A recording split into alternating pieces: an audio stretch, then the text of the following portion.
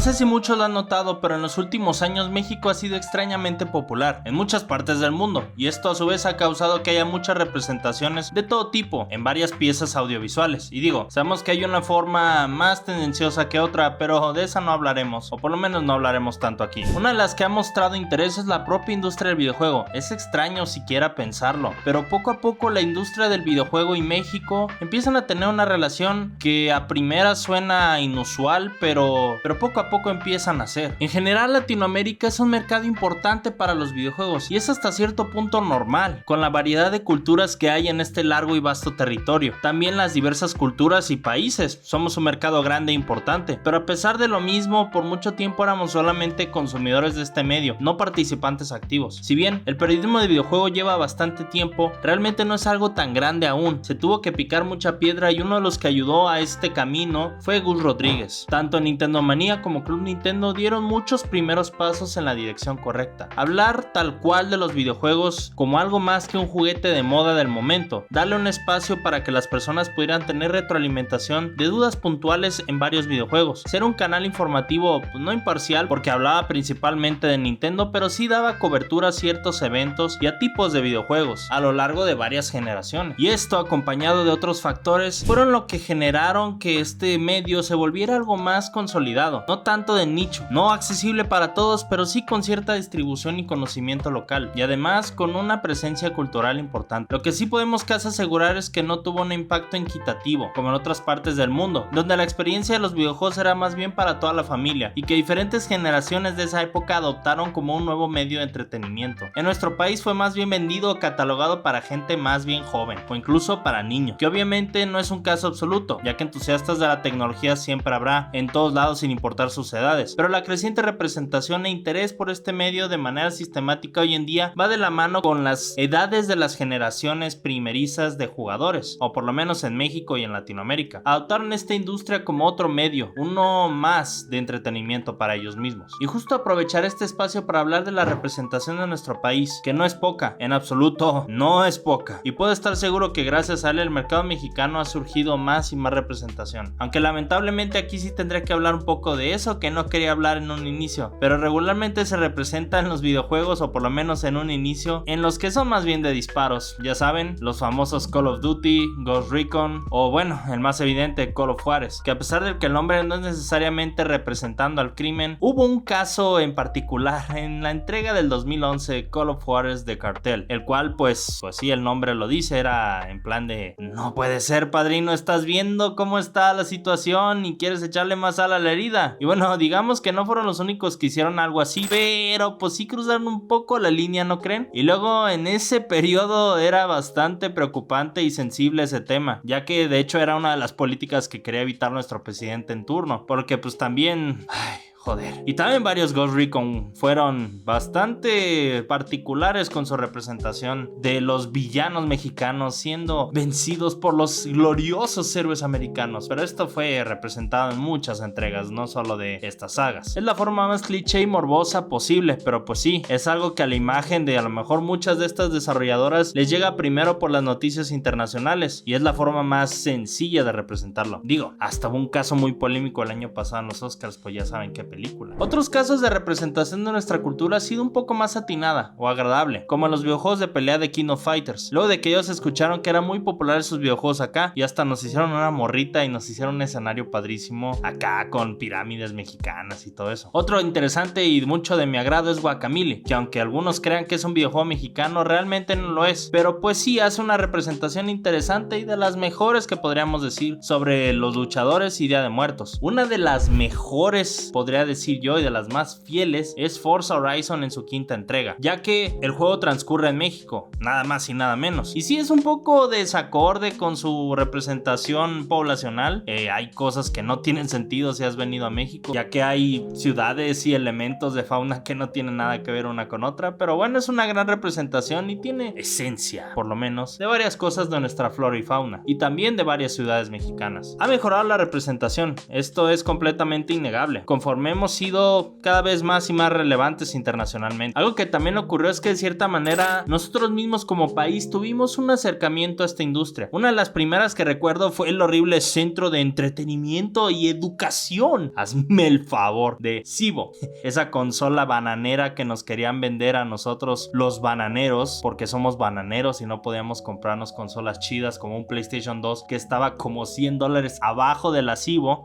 Y bueno, este otro caso fue un poco más interesante, cuando lanzaron un videojuego de la AAA, sí, de las luchas de la AAA, publicado por Konami. Fue interesante, ya que en esta época lo único cercano que había a un juego de lucha libre eran los videojuegos de la WWE. Justamente en esta época estaban muy populares SmackDown vs Raw, pero pues es algo de trampa, ya que se podría decir que este videojuego fue un intento de la propia AAA para posicionarse en este mercado. A su vez es algo que en la misma época la propia Televisa intentaría hacer fuerte, llegar a los videojuegos con sus propiedades intelectuales. Y bueno, si no iba a ser con alguien, iba a ser obviamente con el Chavo del 8. Fue una de las apuestas más picantes y pues así que digas, uy no, qué arriesgado. El Chavo animado estaba en su época de oro en esa época, pero pues sí, arriesgaron con un juego al estilo Mario Party, donde simplemente hacías unos minijuegos y ya. Salió para el Wii, estuvo interesante, pero pues hasta ahí. Otro fue Atrévete a Soñar, un juego, una especie de Just Dance con karaoke, donde podías interpretar las canciones de la serie y a su vez pues jugar con los personajes, y a esto le podríamos llamar jugar. Más bien estaba enfocado en el público infantil femenino, pero aún así era pues un poco mediocre. Era una versión de juego de celular glorificada, cosa que todavía no era común en esa época, pero que eventualmente lo fue. El que en verdad fue una apuesta arriesgada y bastante jugosa, por así decirlo, fue el Chavo Kart. Y aunque les parezca broma lo que voy a decir, este es uno de los pocos videojuegos que podemos considerar AAA que existieron en la actualidad. Y claro, el de la AAA, porque es un juego de la AAA, ¿saben?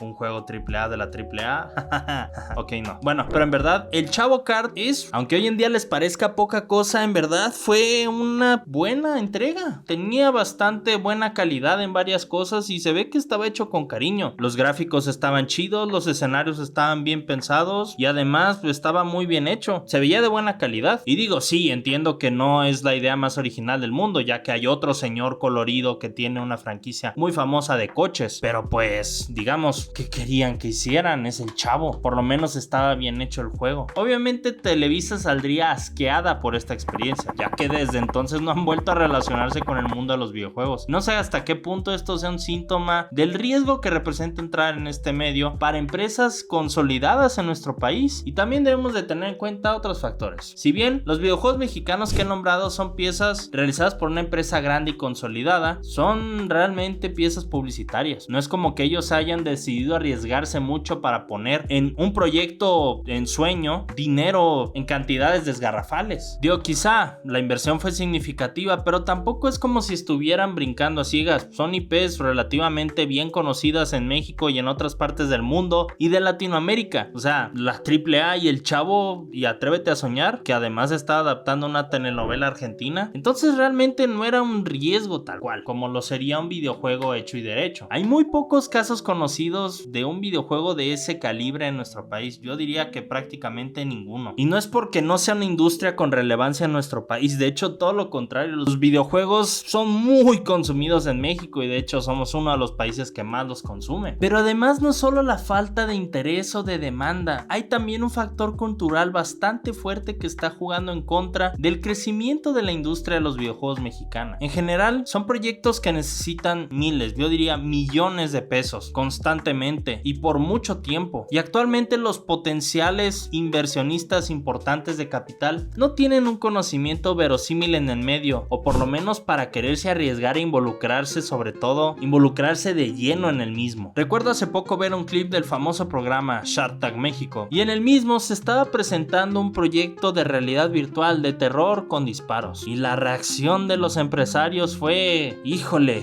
indescriptible. Saben perfectamente a qué me refiero. Es el caso de muchas personas cuando ven a los videojuegos con un cierto prejuicio por desconocimiento realmente. No, satanizaron la violencia. Dijeron, no, yo no podría invertir en algo así que no eduque a los niños. Porque aparte hay que tener en cuenta que en México uno de los géneros más populares son los juegos de disparos. Entonces, pues Sin embargo, la escena indie mexicana está floreciendo en verdad, donde no necesariamente se basan únicamente en la forma morbosa de representar a nuestro país, sino que plasman diferentes aspectos culturales, o si van a tratar este tema, intentan hacerlo con otro enfoque. Un ejemplo claro sería The War of Chiapas, un videojuego que hasta cautivó a Hideo Kojima, ya que tenía una cercanía jugable interesante con Metal Gear Solid 2 de MSX, y de hecho se veía bastante interesante el juego, me llamó mucho la atención. Pero si hay entre muchos, uno de los más destacados actualmente es Lienzo Games. Es de los que más han sobresalido, principalmente por Mulaka, un juego que llegó para PlayStation 4, para PC y Switch, y que estaba inspirado entre muchas cosas en mecánicas de The Legend of Zelda, y además era un juego de mundo abierto donde explorábamos la cultura tarahumara. Su siguiente gran proyecto pasó un poco desapercibido, Astage Forgotten Gods. Está en consolas actuales, pero a diferencia de Mulaka no fue tan bien recibido, y en algunas cosas se nota que había fuertes limitantes de presupuesto o que la ambición les quedó un poco grande. No son los únicos en representar con una nueva filosofía ideas de la narrativa mexicana. Por ejemplo, México 1921, Un sueño profundo, creo que es una de las propuestas más rompedoras, por así decirlo. En general es como una especie de walking simulator, pero también tiene varias cosas tipo una narrativa interactiva. Entonces, pues digo, es una representación histórica de ciertos eventos que estaban más bien relacionados con el presidente Álvaro Obregón, pero como muchos proyectos mexicanos, digamos, están en otro estándar de calidad que los videojuegos mainstream que conocemos y que están disponibles en nuestras consolas. Tomándolos como otro tipo de videojuegos, serían videojuegos pocos pulidos o de mala calidad, pero en cuanto al contexto de nuestro país, realmente los procesos laborales y los medios creativos están fuera de la comprensión de muchos desarrolladores tradicionales. O sea, son juegos sencillos, pero realmente las limitantes y